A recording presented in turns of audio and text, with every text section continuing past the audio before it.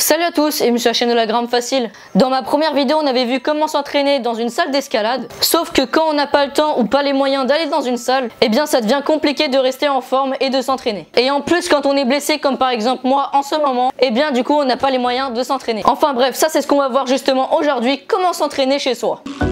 Alors pour moi, la première règle pour rester en forme, c'est de pratiquer un sport cardiaque. C'est très important pour pouvoir garder de l'endurance. Alors principalement quand je parle de sport cardiaque, je pense à la course et au vélo.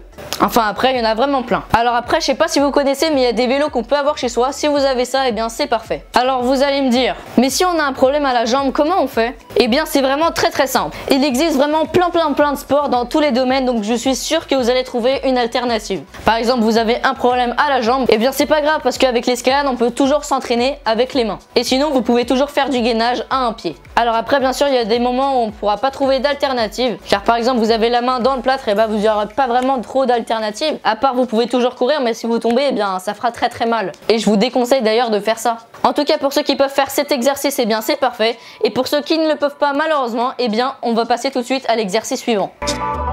Alors cet exercice, vous le connaissez sûrement car on l'utilise presque tout le temps pour s'échauffer en escalade. Vous l'aurez compris, on parlera de quelques petites pompes et du gainage, voire des tractions et d'autres choses. Alors vous allez sûrement me dire que le gainage, eh bien il va falloir faire beaucoup de gainage pour pouvoir se garder en forme. Eh bien pas forcément, vous pouvez faire des séries, c'est vraiment très sportif. Et puis vous allez voir, ça va vraiment vous faire travailler. Donc pour ceux qui ne le savent pas, des séries c'est quoi? Par exemple, votre niveau max en gainage c'est 1 minute. Eh bien vous allez faire 1 minute de gainage. Ensuite vous allez faire un certain temps de repos, donc on va imaginer que c'est 30 secondes et puis ensuite vous allez continuer et ainsi de suite. Bien sûr, en fonction du temps, on va diminuer le temps de gainage, mais du coup vous pouvez aussi diminuer le temps de repos. Pour moi, le gainage c'est vraiment l'exercice parfait car on n'a pas du tout besoin de matériel et ça fait vraiment bien travailler le haut du corps. Alors bien sûr, comme je vous l'ai dit tout à l'heure, on n'a pas que le gainage, on a plein d'autres exercices comme par exemple les pompes et j'en passe. Alors pour les pompes, si on a une jambe dans le plâtre ou un pied dans le plâtre, et bien vous faites tout simplement des pompes sur une jambe. Donc voilà les amis, ça c'était les exercices à faire sans matériel et surtout les plus importants. Mais maintenant, si vous avez du matériel chez soi comme par exemple une barre de traction ou des prises au plafond, et c'est mon cas justement, et bien c'est parti, préparez-vous. Alors les amis, ça c'est ma nouvelle acquisition. J'ai fait des trous dans le mur comme vous pouvez voir, un juste ici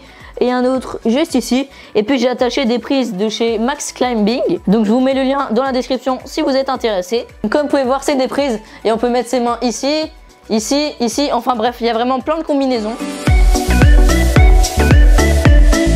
Donc on a cet exercice là où on a vraiment plein d'autres choses. Et puis comme je vous l'ai dit tout à l'heure, on peut compliquer la tâche en faisant des séries. Je fais 10 tractions ou 15 tractions, j'attends 30 secondes et puis ainsi de suite.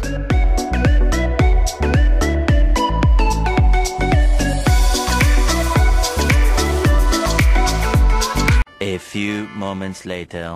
Donc voilà, par exemple là j'en ai fait 16 et puis j'attends 30 secondes et j'en refais ainsi de suite. Alors ensuite mon maximum c'est 5 allers-retours et en fait le but ça va être se balancer, attraper l'autre prise, se balancer, de se mettre dessus et puis ainsi de suite. Le maximum que j'ai fait c'est 5 allers-retours et puis je vais vous montrer ça tout de suite.